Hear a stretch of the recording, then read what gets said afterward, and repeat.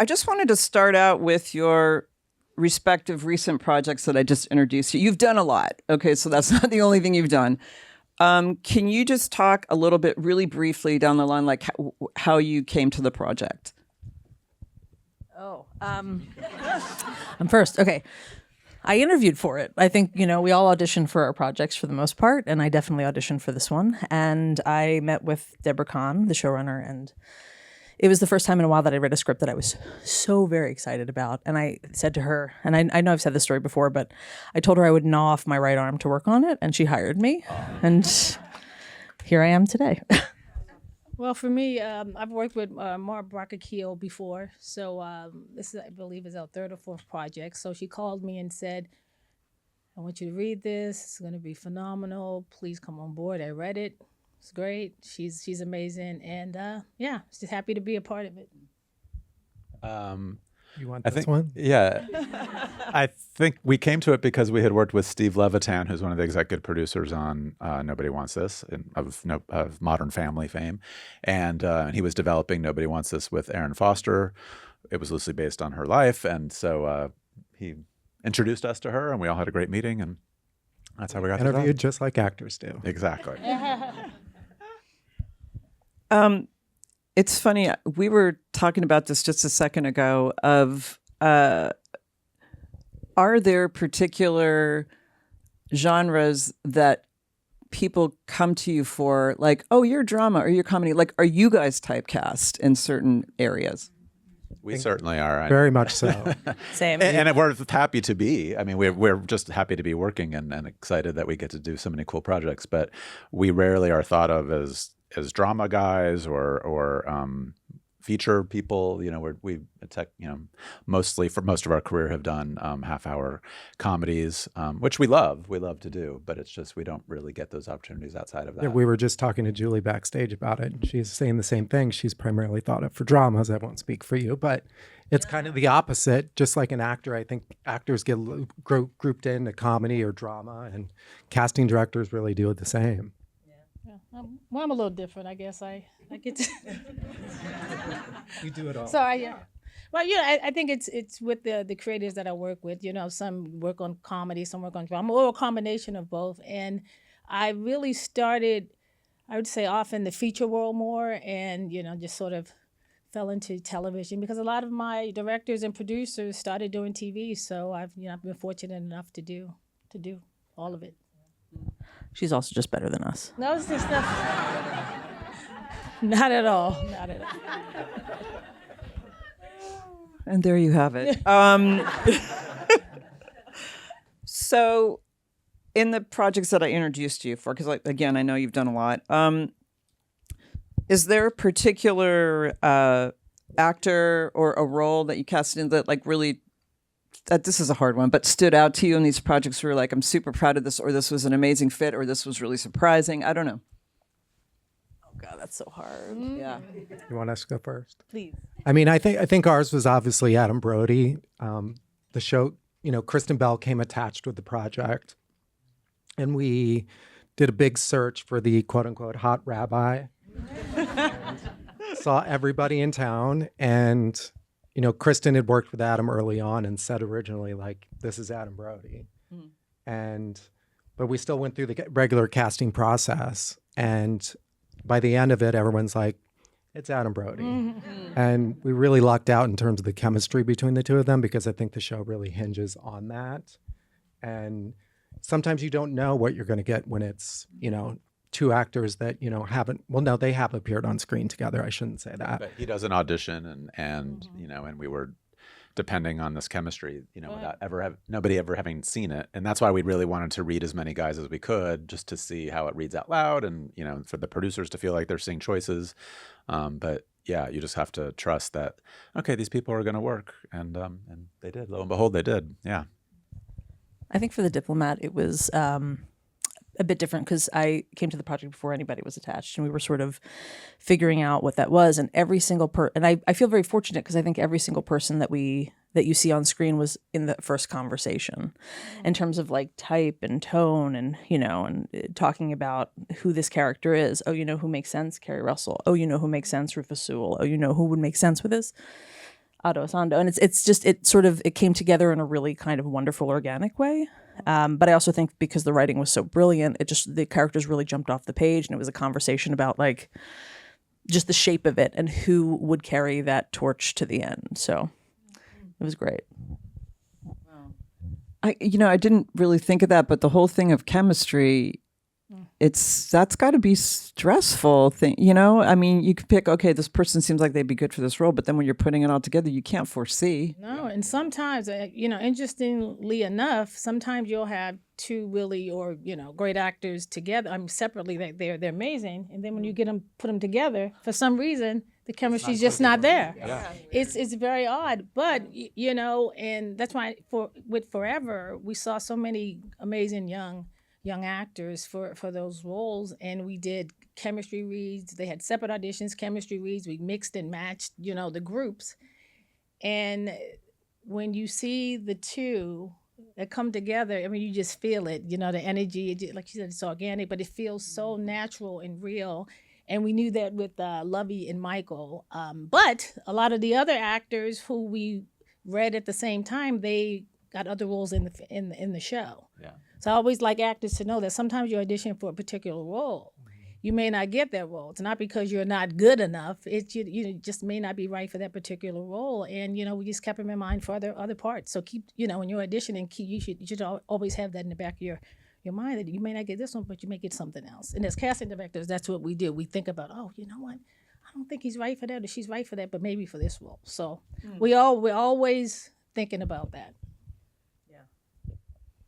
So I know we had some questions submitted, and there's one I just want to drop it in now because it kind of had to do with what you were just saying. I just have to say some of the penmanship here isn't quite up to snuff. It's okay. I'm not judging. I'm just saying. Oh, here we go. Do you ever find or search for new talent on IMDb Pro or any other social media platform? This is for, Funny enough, I'm doing a project right now where I did have to do a big social media push. So, I do post notices on social media. If you follow my office account online, you might see one that might make sense. But yeah, especially, when you're looking for something incredibly specialized, or you're trying to reach out into communities that may not have representation or maybe underrepresented, because talent is everywhere, right? And I think that a lot of times, especially actors, we don't just rely on agents and managers. We rely on what we see, theater that we go see, things online that you watch. I have no problem hunting an actor down like a crazy person to try and get them in for an audition. I've definitely DM'd people that don't have agents, and I had no idea how to get in touch with them. And some of them write me back, and some of them think I'm crazy, and that's okay. But, we do what we do to try and make sure that the casts we put together make the most sense with the writing that we're given. And that may be someone who just isn't in the regular system. So, yeah. I have a quick story. Speaking of that, years ago, I was casting I was actually an associate, and the casting director had traveled all over the world looking for Bob Marley. It was not the Bob Marley project that was already out, and I was in the Beverly Center with my family, and they have the really long escalators. I was going down, and this guy was going up. Oh, no. And it was like a television show. It's like, oh my gosh, he looks just like Bob Marley. Oh my gosh. So when I got down, then I ran back up on the elevator, and I literally chased him down. And I said, I'm so sorry. I am not crazy. We always have to preface that and say, look, I'm working in a casting office. I said, are you an actor? And he was like, yes. And I was like, do you sing? He said, yes. And I said, do you play the guitar? He said, yes. I said, oh my God. I said, oh my gosh, this is crazy. He looks just like a young Bob Marley. So I said, please, look, I gave him the phone number, and he gave me his number. I said, you have to come and audition for this, for this role. And he said, I don't have an agent. I said, that's okay. And I went back to the director's office, and my casting director was back in town, and I said, guys, I cannot believe this guy. He looks just like Bob Marley. They looked at him and said, oh my gosh. So he came in, he auditioned, and it was like, he's amazing. He wasn't a great singer, okay? He was an okay guitar player. And, he was okay. But he said, baby, he's workable. We can work with him. And all of a sudden, the movie lost the financing. But in any event, the thing was, they said, we promised the family that, he'd be authentic. He would be from Kingston, Jamaica, but we can send him down there for 3 months and he can live with the people. I was like, his life is going to change, and the financing fell apart, and it didn't happen. But what I'm saying is, we all call him, say, whatever happened to Beverly Center Bob? That's what we. Oh my God. True story. Do you know if he ever I never saw it. It's like I never saw it again in anything. Wow. Isn't that crazy? It's fun. I have a story like that too. I stopped someone in Penn Station because I was looking for. It was a very specific physicality that I'm not going to get into. But I stopped them in Penn Station. I'm like, "Are you an actor?" He's like, "Absolutely not." And I said, "But you are exactly what I need. Like you look exactly like who we're trying to match." And he said, "Would you be interested in auditioning?" And he came in. He auditioned. He got the part. Never did anything else again. But it was one line. It wasn't like he was taking a job. But it was because of what it was. But yeah. We stop people in Penn Station. Center, you never know. You never know where we're looking. Wow. Yeah. I mean, I wouldn't say we do a ton of social media searching, but we did a project a year ago where we had to do a worldwide search for kids and who were singing and who could sing, play instruments, and do comedy. And we haven't done a big worldwide search in a long time. And that went kind of viral-ish, it was Never have I ever definitely went. I was going to say, never have I ever definitely, I think we saw 15,000. Oh my God. God, really? 15,000 submissions.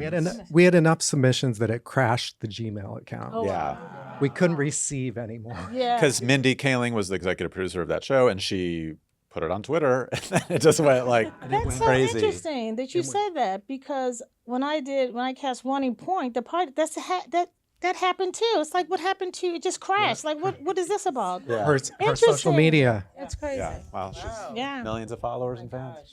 You could be the next Beverly Center Bob. Yes. I'm never going to forget that. That's amazing. It's a know. true story. Really funny. I find it amazing, though, that, I guess because whatever our respective mediums are, we are always working. I'm a journalist, I read things, I'm like, oh, that should have been here. It never occurred to me that you would be walking around going, all the time. I mean, everything we do is work. I have hobbies to not have to think about work because, it's just you can't turn off your brain when you're a casting director. Everything is feeding into it. I was typing in names in a list on my phone this morning. Yeah. Wow. Just that someone randomly I thought of for a project we're going to be doing that I was like, I got to remember him now. And I typed it into my phone. So. Wow. So do you have any rules around improvisation in a audition? From the drama space, don't do it. Yeah. The writers are the ones that are watching, and their words are important. And I'm fortunate enough to work with writers who actually are really amazing, and honor what they say because it's only going to help you as an actor. Fortunately, we do a lot of comedy that they encourage improv. I mean, it depends on the show, but they always say they want improv, and then they complain that people are improving too much.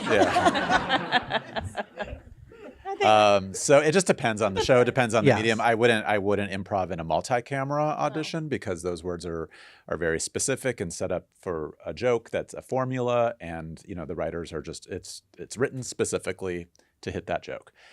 Single camera comedy, there's a little bit more leeway. There's a little bit looseness. They encourage play.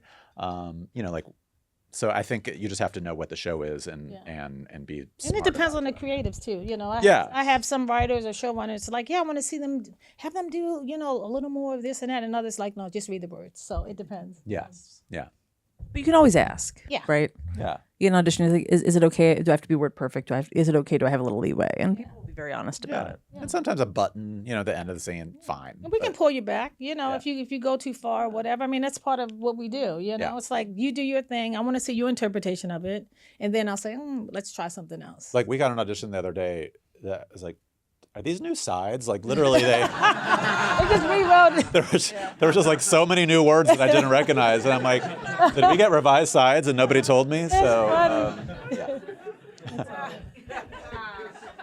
have to try. Interjecting some questions in here. Penmanship, very good on this one. This was question for you, but it can be for anybody also. How do you know an actor is ready to be cast as a lead?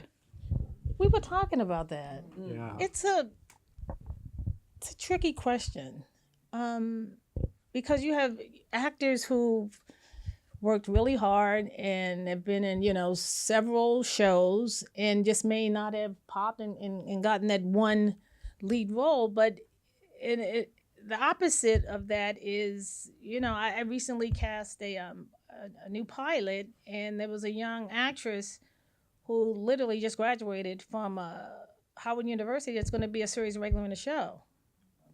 But the thing is, she had, all the qualities that we were looking for, and it just worked out with the rest of the casting team. So it depends. It's not, you never know when that magical moment is going to happen. It's just what you bring to the table and the timing of it and the role, and it's just it's a combination of things. I mean, do you agree? And it could happen at any point in your career after, being a journeyman actor for 15, 20 years, and then all of a sudden you finally break through and you get a series regular job. Like, it could happen. I mean, we've seen it happen. I mean, look at June Squibb.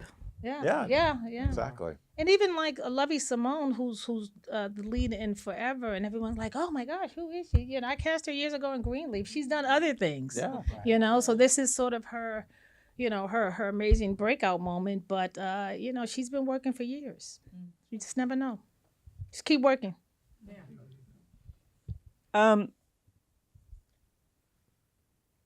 So should an actor you don't know always give you 2 takes to show some versatility? I'll start. I think we try to put in our directions on our self-tape requests, specifics, rather if we want 1 take or if we want 2 takes. So I think try to follow the directions if you do have them. I think, if your scene is, 8 or 9 pages long, I would maybe not. But if it's a smaller role, I think, sure, a couple takes are fine, but try to follow the directions. I think every office is going to be different. So everyone's going to have a different answer to that question. Especially when take 1 and take 2 are pretty similar. And, there's not a big difference in performance. It's kind of like, well, we could have chosen 1 for us, but yeah. And I don't mind, just for me, I don't mind. I like to see the actors, because your interpretation of, the character and your take on it. And, I can always give you notes and say, let's do it again. Or even, like he said, if it's a self-tape, say, do it again. I really like what you did, but, maybe try this way or that way. So for me, it's like, I kind of like to see a variety, not, again, don't go overboard. But I like to see a couple of different variations of it. So how has your process changed over the years, or how you go about this, or has it? Like, how have you evolved in this, and what have you learned to make it a cleaner process or a better process, or however you want to put it? I love our faces. We're like, Well, I mean, it's certainly... Are we talking self-tapes? in Zoom as opposed to being in the room. And I mean, the pandemic changed everything, right? Like let's just cat out of the bag, elephant in the room. The pandemic changed everything. And I think it's both good and bad, because I think for us as casting directors, and I truly don't know a single casting director who doesn't value time with actors in a space. But there's a lot of factors as to why it's moved into this self-tape model, which can be really challenging and feel like you're working in a vacuum. Part of it is because of necessity. Part of it is because during the pandemic, a lot of actors moved away, and they don't, they moved into lifestyles, especially on the East Coast where it's really expensive to live in New York City. They live in Connecticut, they live in New Jersey, they live in Pennsylvania, some move to Virginia. It doesn't mean that they don't keep an apartment or something in New York City or whatever that is. But getting into the city for a 15-minute audition is a challenge. So having that as an option has given actors a quality of life that a lot of them do enjoy. Now for us, and I'll speak for myself because I miss that interaction. So I force people to Zoom with me, or I force them to come into a room with me if I know they're in New York City, because I'm a rude person. But I also didn't get into this job to sit behind a computer and stare at a computer screen all day, right? So the reality is that we're actually doing more work than we've ever done in our lives because we're now looking at different mediums. We're watching self-tapes because it's easier for actors to do that sometimes. We're doing Zoom auditions, which honestly take twice as long as auditions when you're in person. And then we're doing in-person auditions, which means we can't do Zoom and that at the same time. My days are 6 a.m. until 10, 11 p.m. at night, and I work weekends.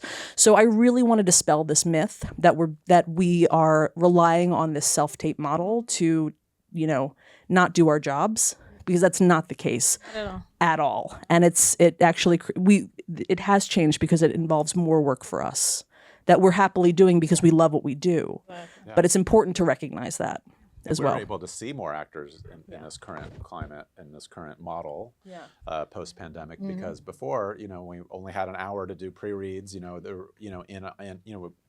to schedule, an hour of reads, we can maybe squeeze in, 10, 12, 15 actors, where now we're doing self-tapes, we'll put out 30, 50 appointments, and we don't have to schedule a time to watch them. We can do that at any time, and more opportunities are given because we're able to put out more appointments because we just have more time now.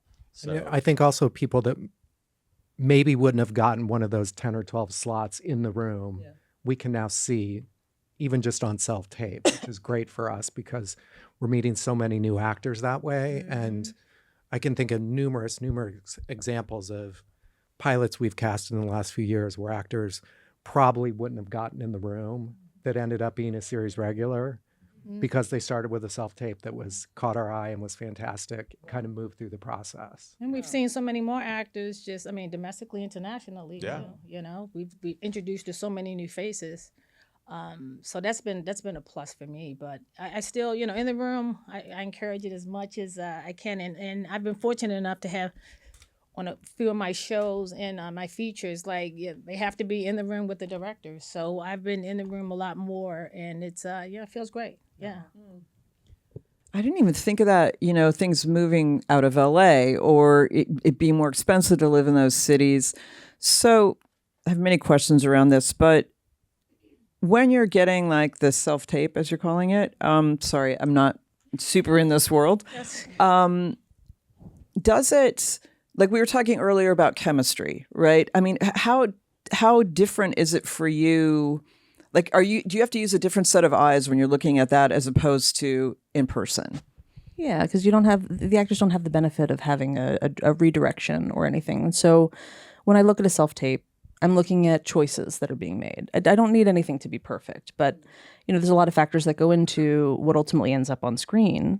And if an actor comes in with a point of view and an idea, and it's interesting, and they have all of these other qualities that make sense for this role, I'm very excited to get them back in and work with them and give them direction in that way. So it's really about, it's not getting it right. And I think that tends to be a big concern with actors. They feel like they have to get it right in a self-tape to be able to move forward. It's about making a choice and showing what you have to offer and letting us do the job that we do and seeing what you're bringing to the table and that we will, and trust that we will call you back if it makes sense. Yeah, and I think actors, a lot of times in auditions, they try to show us what they think we want to see. No, we want to see your interpretation of it. We want to see, your take on it. And I think that's important to know. It's show us, because you may have that one little unique point of view that no one else has had. Yeah.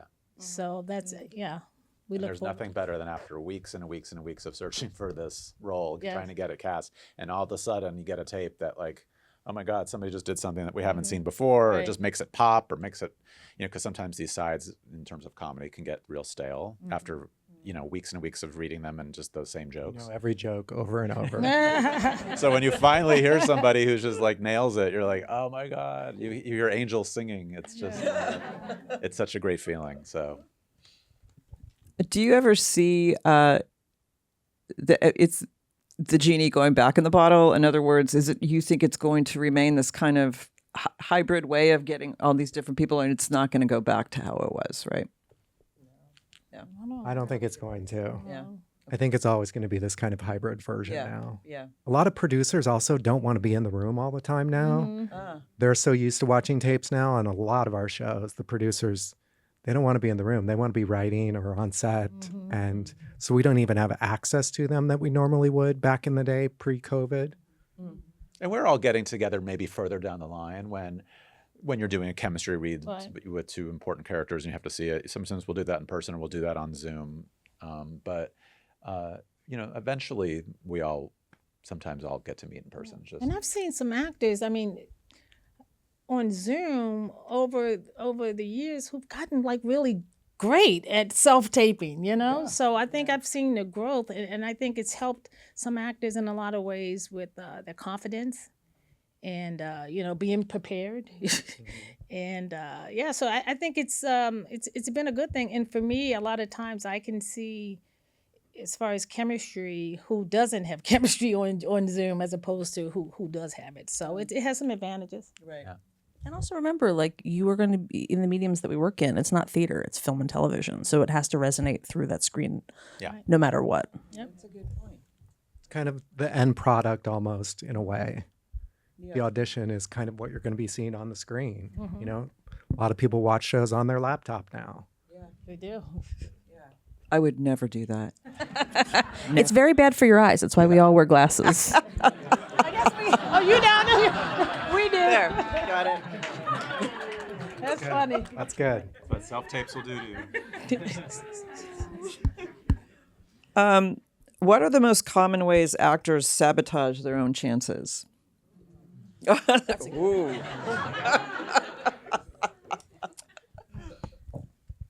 I think okay. Truthfully, I think it's because you want it too much. I think that when you come in and you're just so worried about doing it right, you lose what's so special about you and that uniqueness that you bring to the table. And I think that's the it's really exciting when I see an actor come in that I've seen over the years, and I love because I know how talented they are, and it just clicks, and they're just like, they say, "Am I allowed to curse?" And they just say "fuck it," and they just let it go, and they're so at ease and comfortable in themselves that everything that they've been working towards just comes out. That's how you get in your own way. That, and also not having hobbies that are outside of this business. It is very important to be well-rounded people that have experiences and interests outside of this, because it'll all feed into your art at the end of the day. Yeah, good answer. That's a good answer. That is.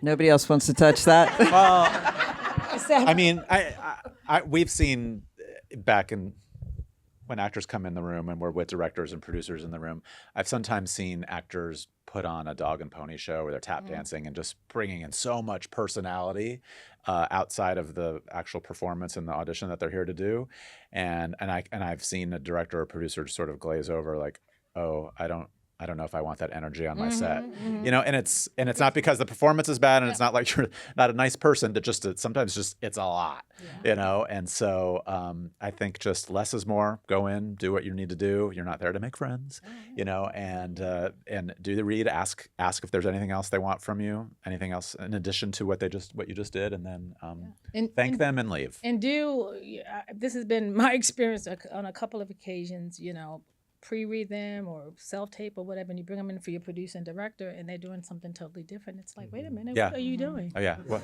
Oh my gosh. Happened? And You got to be consistent. You have to be consistent. What we agreed to bring you in on, please do that. Not like, I'm going to try something different now for you, because it can sabotage you. Yeah. And I get sometimes people go get coaching or but I get wanting to work on it, and I think we see it a lot more with children too. Yeah. The audition changing by the time they finally get to, they start out with a self-tape, then a callback, and you get down to the finalists and you're like, oh no, they wouldn't coach someplace. And now and they're so locked everything's in, different. They can't get out of it, because the coach just hammered them in terms of like, you got to do it this way, you got to hit it that way, And the obnoxiously precocious thing. Yes. No, I added that, not them. I'm just saying. So how, this is me never having to go into a casting call, so you guys might all think I'm an idiot for asking this, but how can you tell the difference? Like if somebody's just really nervous and they fuck up, I just used a bad word. I started it. It's okay. Okay. Yeah, she started it. So somebody's really nervous and they mess up. Like, how do you tell the difference between being like unprepared or just nervous, or how can you tell the difference? Because somebody might be really good, but they're just like really nerved up. Some folks don't audition well. I mean, there's movie stars who say I was horrible at auditioning. And it happens all the time. And, luckily, most of the time it's just us in a room with a camera and maybe some producers in the room. But we're totally, we're like, let's start again. No problem. Right. Or use your sides. We don't expect you to be off book. Exactly. Or, we're going to be able to do as many takes as we want here because it's just us and the camera. And there's no executives. There's no, the major decision makers aren't in the room. So we have time to play with it. So we're on the same team, too. Yeah, I think actors sometimes don't think that. It's like, no, we want you to do well. Yes. We want to do well. We want that role cast. Absolutely, yeah. That's what we want. I had one actress years ago. She had to do a Jamaican accent, and I was like, okay. And she came in and she did it, and I said, I cannot understand what you're saying. So, I said, so let's do it again. And she literally broke out, and she crying. And she said, I know her very well. She said, Kim, oh my gosh, and I worked so hard on this. I said, get yourself together, go to the ladies' room and come back. I said, because if I can't understand what you're saying, then the director definitely won't understand what you're saying. And I said, look, I get it. And she went to the bathroom because I knew her very well. And I said, I can't let you walk out of here. And I'm not going to, show this to anyone. So take a minute. That particular take just didn't hit it. Let's try it again. She did it. Calm down. I sent the tape. She met the director. She got the role. But I'm saying we're on the same team. I want you to win. We do. That's what, that's why we're here. And we also know that auditioning is very specific. It is like nothing else. It's so weird. It's like nothing else you will ever experience in this industry. It's in a sterile room, sometimes with a reader, sometimes without, sometimes with just us, sometimes in a camera, sometimes no one's looking at you and you have to create everything out of nothing. Like, we get that. We get that it's a weird thing that you have to do this thing to get to a set where you're working with real actors in costume, on set, all of those things. So we want this to be a comfortable experience for you. And we want this to be... We want to champion you. We want you to do your best work. So we can get you to that set. Exactly. But it's a skill. Auditioning is a skill, and that's the reality. Yeah, skill, preparation, a lot of things. I look, when we were in the room a lot years ago, I would never let an actor leave my office with their head down. I'm so depressed and I'm so Kim. I said, if you did you do your best? Is this, I said, then walk out of here with your head held. There are a lot of reasons why you may not get this job. It's not because of that performance. It could be you're too tall, you're too short, you don't fit in with, the family. Yeah. So I always like actors to remember that. You may not get this part, but it's not all because of performance. It's a lot of other factors. That's fantastic. I wish I had you on the other end every time I interviewed for a job. Did you always know this is what you wanted to do? Like, how did this happen? How did you all end up here? I'm sure we all have different trajectories of how we got here. Just briefly, I was in the fashion industry. I'd always loved television and film. I used to watch old black and white movies with my grandmother, so I always loved entertainment and Oscars and all of that. But fashion industry, after I left, I was going to open a retail store, and that didn't happen. And I said, I guess, I don't know, maybe entertainment's the next thing to do, because I'd worked on Rodeo Drive for like 4 years. And I said, okay, so I went through, a lot of you will not know what this is, but I went through something called the Yellow Pages, which is telling my age now. Right next to the Thomas Guide. Yeah, exactly. And I said, I'll just look at talent agencies. And I just started from A to, and when I got to the C's, Creative Artists Agency, I didn't even know who they were at the time. And I called, it's like cold call, you hiring? And I got an interview. And and I started, my first entertainment job was there, but not on the creative side. I was, because I had a finance background, and I worked for the CFO as an executive assistant. But I had an agent friend. Every Monday she was in the mailroom, we would meet, and she said, what did you see this weekend? And we would talk about the movies and stuff we saw. And she said, you should be in casting, Kim. You love. And I said, well, how do you do that? She said, well, you have to work for free. I was like, well, I already have a job, so that's not going to happen. But she said, no, you should do that. She said, I'm going to send you a script. She sent me a script. She said, but you got to meet with the casting director. But again, this is back in the day when you can intern for free. Those days are over. I did those days. Yeah, I did those. Same. Days. I literally interned. Anyway, I read the script. I said, okay, I met the casting director, the great Billy Hopkins in New York, based out of New York, and the movie was Seven. That's the first movie I ever worked on. Yeah, and after that, I just said, I'll work hard, and I interned with so many other casting directors and just sort of worked my way up. Wow. I am still traumatized by Seven. Yeah, I know. Okay. And if you all want to answer that or not, the other question I was going to ask, you can go between these two, is because obviously there's something built into you that can see who might be good for a role or not. When you're watching films or TV, do you have a problem? Are you working as well going, oh my God, who cast that? So you can answer either question. I do. I find that to be one of the hardest things for me, is to concentrate on a show without being like, oh my God, I have to look this person up right now. So I have to pause it, look the person up, see who it is. Yeah. It's a constant battle of trying to stay focused watching something, whereas not doing my job at the same time. Or I say, I wish I cast that. Oh my gosh. I'm always finding myself looking at a show and I'm like, these don't feel like LA actors. And then I'm like, oh, and then I look it up. I'm like, oh yeah, it was shot in Canada. Because I could just kind of tell they're just not quite, I've never seen any of these faces. And I'm so curious where they shot this. I find myself doing that a lot. Like, where was this shot? Because I don't know any of these people in the show. Yeah. You can, or it's up to you. Yeah, no, I mean, it's same. I don't know which question to answer, so. Whichever one you feel free. It's a whichever one you want to go with. Pick your own Or question. pick my own adventure.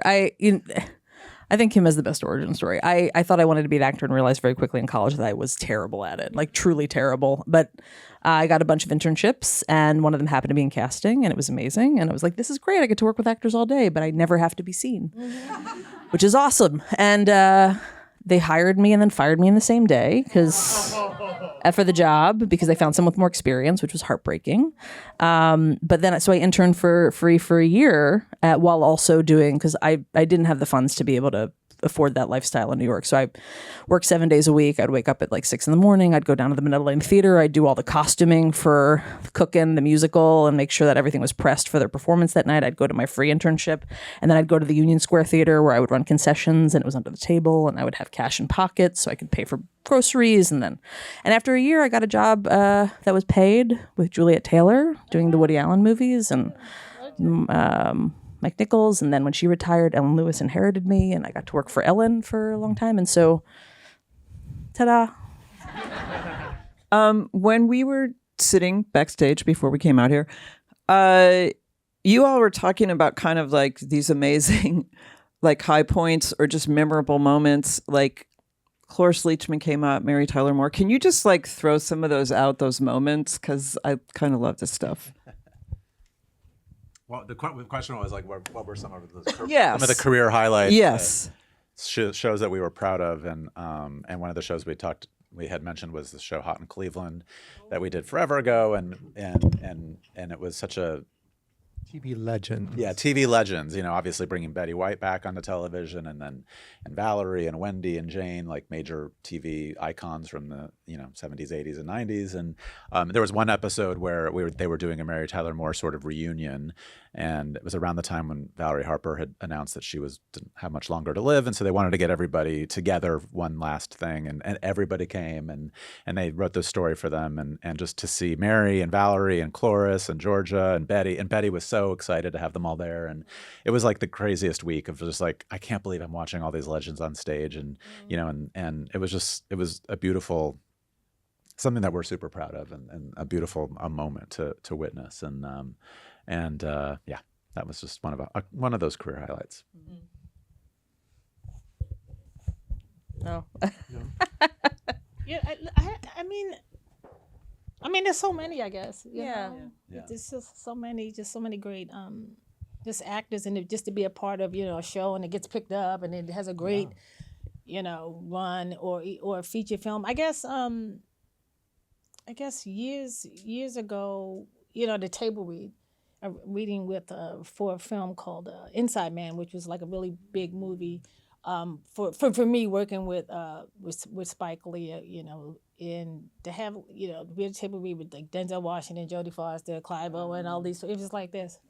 Wow. And at first it was funny because at first everyone was just, you know, reading the lines and this and that, and then, you know, Jodie Foster was really into her character, and so was Clive, and then Denzel was like, hey, can we start this over again, and let me just reboot, and let's start this on the beginning, and they all were really like, as if they were actually shooting. And it was just to see them all work together just in this room. And, you know, just that level of talent was amazing. Wow. Yeah, so that was very... Most of my story is I signed NDAs and can't answer. Yeah. Oh, sorry. Okay. Right. All right. I have a really lovely, sweet question here for everyone. What advice do you have for high school students asked to self-tape themselves as part of their college applications? Wow. Oh. That's a good one. I didn't know that was a thing. I didn't either, That's but new. Yeah, I didn't know that. Good lighting, good sound, and a good reader.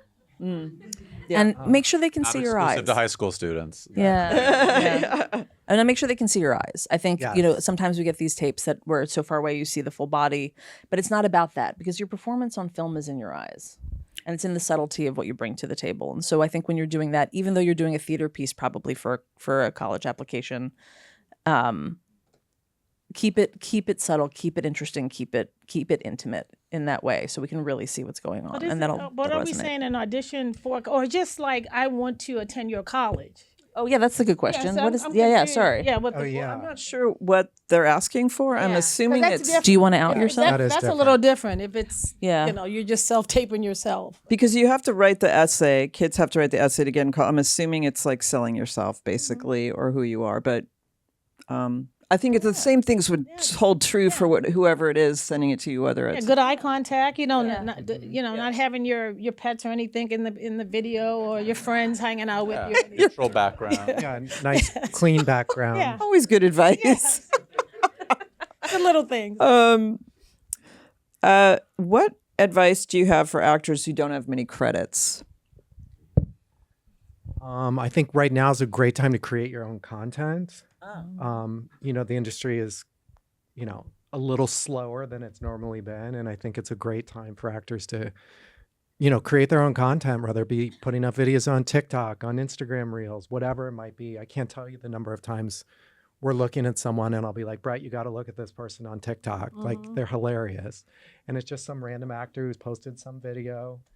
And I think it's just another way of getting yourself out there. And another great way to just build content for your own reel. So, you know, I mean, we won't know that that's, you know, not an independent film that, you know, that you shot like last year. You know, just make, if you need clips for your reel, like make them, you know, just do a monologue. whatever you can do to just show us who you are and show us your levels and the things that you can do. If you don't have on-set experience yet, it's okay. Just shoot some stuff with your friends and just get things that we can see. We wouldn't think otherwise if it wasn't like from a real movie or a real TV show. So.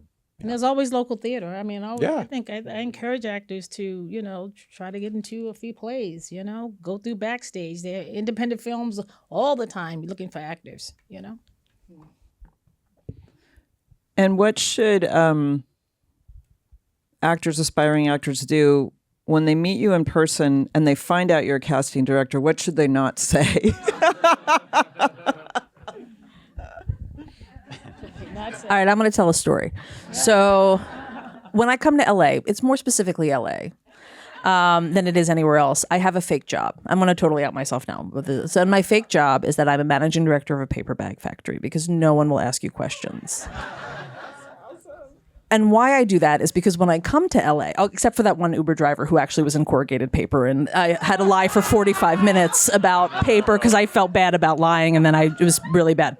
But the reason I do that is because, especially in LA, It's always, what do you do? It's not, who are you? What's your name?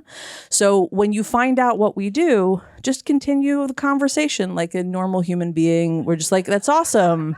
You know, how's the weather? Like, pivot. I think that's where we get to know you as people. And I think that's more important than anything else, because we're all humans. We're all doing the thing that we do. What we do doesn't define us. And we're hopefully much more interesting than that. That's a very good answer. I mean, for me, I don't know. I mean, when I meet actors who know me or see me, it's like they'll start crying. It's like, don't cry. What are you doing? What are you doing? It's like, stop.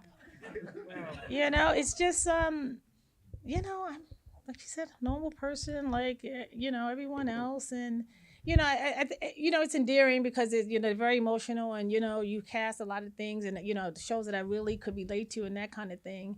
But it's like, just, you know, I'm glad that you're happy and all of that. But it makes me feel like really, like, what are you crying for? It's like, who are you, you know? So let's try to hold the emotion a little more. Yes. Okay, this is going to sound really random, but it came up. Many things happened before we walked out here. We're all really good old friends here. About when your parents actually recognize what you do as a real job. Yeah, like I was saying, I wrote for a ton of places, but when it was the LA Times, I was like, oh, look, you're getting published. I'm like, yes, it's been like 15 years, but okay.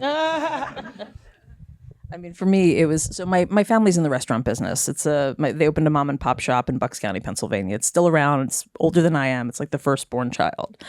And all my siblings work there. I'm the only one. If you actually look at the menu, there's a story of Moose and Goose, and like our kids, Josh, Becky, and Sam are all there. Josh, Becky, and Sam are still here. Julie disappears. Like, it's like I don't exist. But for my entire career, as I was sort of coming up and everything, I would always be invited back to the family business. It's okay. You didn't make it. It's okay. Come back. After House of Cards, it's okay. Come on back. After the Marvel Netflix stuff, okay, come back.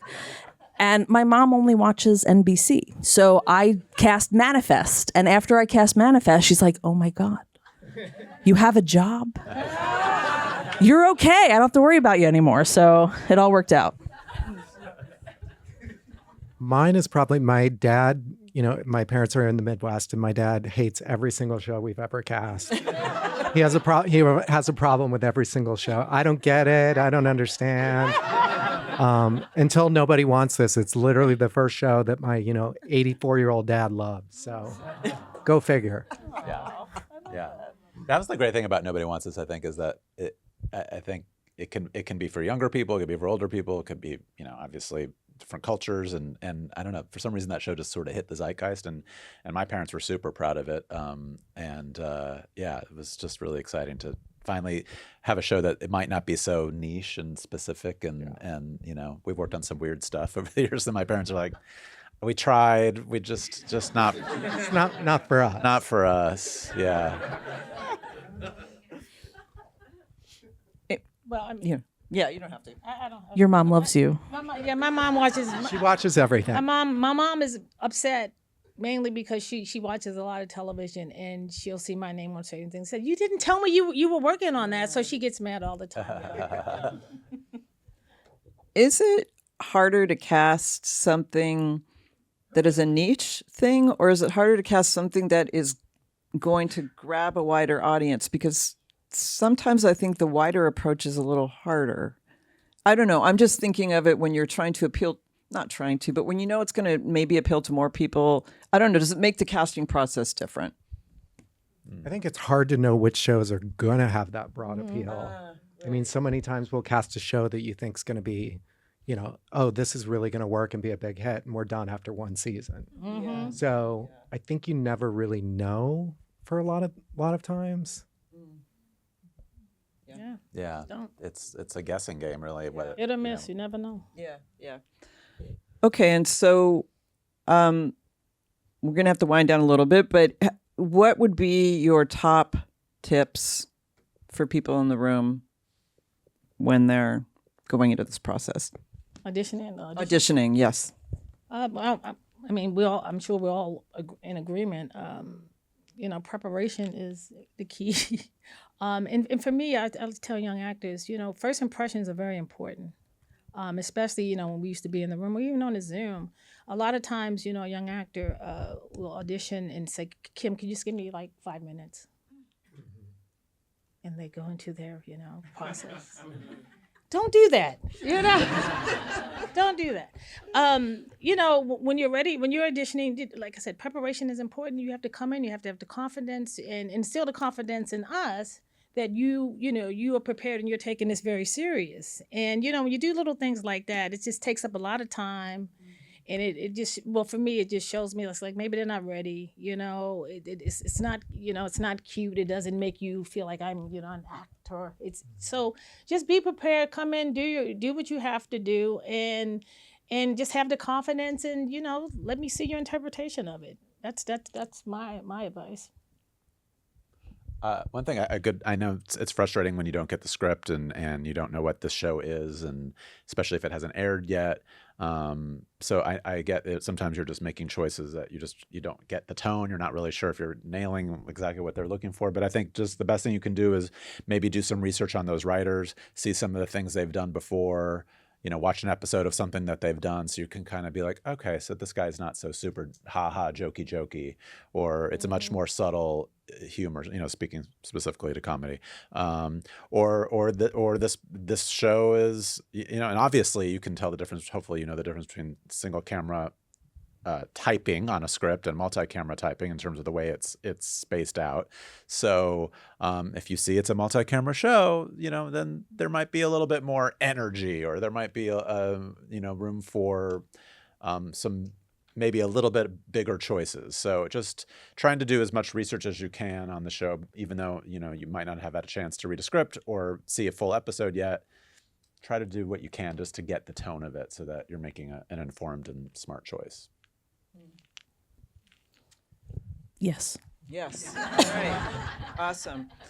Okay, I'm just going to do a quick lightning round. We have like 4 minutes. If you could have cast any show, it can be from any time period on television.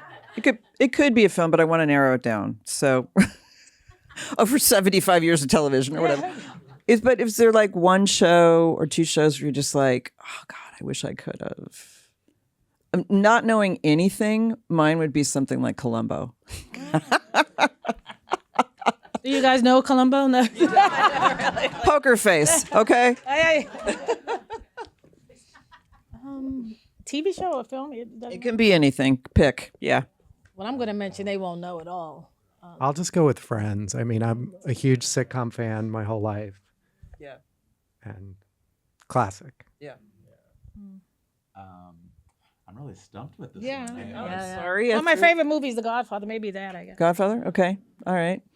Yeah, I look at like big ensemble like comedy movies. Like I just randomly watched Wet Hot American Summer the other day, and just like just seeing these young actors who are now major movie stars, like Elizabeth Banks and Paul Rudd and Bradley Cooper and Amy Poehler. I'm like, oh wow, what a cool movie that would have been to cast like these people very early on in their comedy careers, and who would have in this wacky indie film that sort of has turned into a cult hit 20-something years later. And I thought, oh, that would have been so fun to cast something like that. Yeah. I'm going to take the cop-out answer because truthfully, like the stuff that I love, like Golden Girls and Working Girl and Network and all of these really amazing pieces, I don't think I could do a better job than what's already been done. So I'd like to work in the rooms with them just to get to learn from them. And I would, because the great thing is all of our points of view are so different. I will not make a cast that he will make, that she will make. We all have a different, and it's all very subjective. And so, I just want to be in the rooms. And it's funny because you're talking about Juliet Taylor, who's phenomenal. Whenever I cast a film for Spike Lee, who's most of the films are mainly in New York, I always look at Juliet's work because it's perfect. It's like she captures the whole New York vibe. Yeah, I got really lucky working for her. She was winding down the career, and I got to work for her for a few years, but she was also at a point where she was a true mentor, and it wasn't like because she literally had nothing to prove. I mean, look at her body work. IMDb her. If you're not familiar with her, it is phenomenal, and all of her work went on to win Oscars for everybody else involved. And that was because of her. And so getting to work with her and getting to work for Ellen Lewis and all of these really incredibly talented women who are at points in their careers where they've proven proven how good they are. It was exciting. It was an exciting learning process. And I like to add that Julia Taylor did receive an honorary Oscar Yep. a couple of years ago. Yep. She deserved it. Absolutely. She deserved it. Yeah. All right. Well, thank you. Thank you so much. Thank you. Thanks for having us.